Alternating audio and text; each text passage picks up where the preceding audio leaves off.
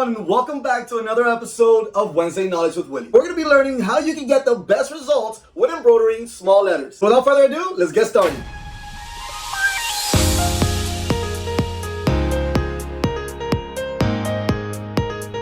So let's start off with the most important thing about small letter embroidery, which is digitizing. Now there are a couple of things that we need to focus on when we are digitizing for small letters.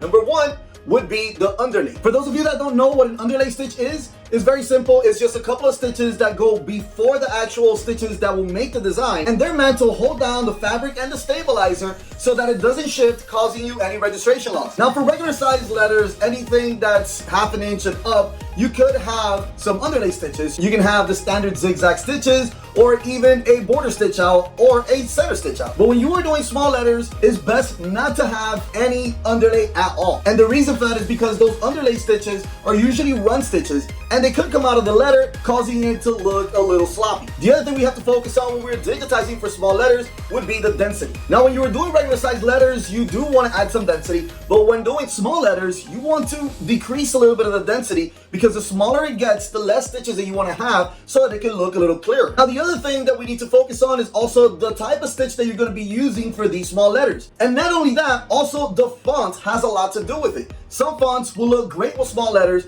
but other fonts that have more intricate design within the font, they tend not to look as good because there's only so many details that you can show when using threads. And mainly the type of stitch that you would want for those letters would be a satin stitch. So now moving on from digitizing for small letters, we also want to make sure that we are using the correct threads and the correct needle size. The threads that you want to use are going to be a lighter thread, so you would want to choose a 60 weight thread instead of the regular 40 weight. And for needles, you want to use a thinner needle, which would be a 65 by 9 instead of a regular 75 by 11. And the reason for that is so you can get the most details out of that embroidery. Last but not least, the other two things that we need to focus on would be the fabric that we're going to be using and the stabilizer. You want to make sure you have a good stabilizer or a thick stabilizer so that you can get the best results, and also the fabric. There are some fabrics that are great for small letters, but there are others that are not. For example, a towel. And the reason for that is obvious, is because of the nap.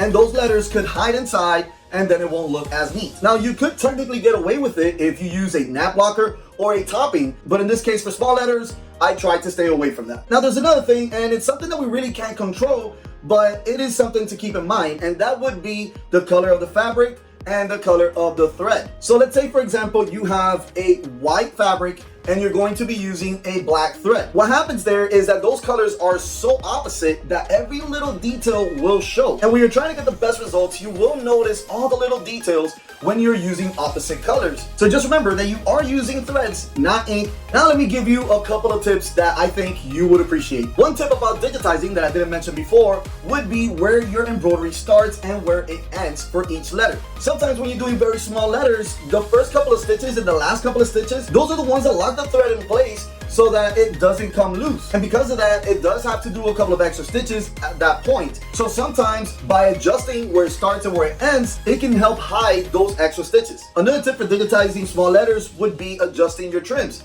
You might want to stay away from too many trims when you're doing small letters because the thread doesn't go through both of the tension plates, meaning that it could leave some tails and then you would have to do a little bit more cleanup later. So a lot of times you can't even notice a jump stitch from one letter to the other if the letters are close enough. Now, if the letters are farther away from each other, then at that point I do recommend that you add a trim. Now let me give you a pro tip. When you're doing extremely small letters, meaning even smaller than what we consider small letter embroidery, you want to use run stitches. And you can add a 2-ply stitch, which basically goes over the same stitch twice. Like that, those very small letters can show a little more. And since you're already doing that, you might as well decrease the stitch length on those run stitches. So like that, you get more stitches on that one letter. Alright guys, I hope this video was helpful, and if it was, please make sure you like and subscribe so that other people can watch this video and learn as well. Now don't forget that Print Direct US provides you with lifetime training and technical support. When you do training with us, you can decide to do a video FaceTime call or even have me go over to your location and train you and your staff. The best part about that is that you can get the training as many times as you want, and after the training you have lifetime support, so you can always give us a call and we'll make sure you get the help you need. Alright guys, thank you so much for watching this video, and I'll see you next Wednesday. Take care.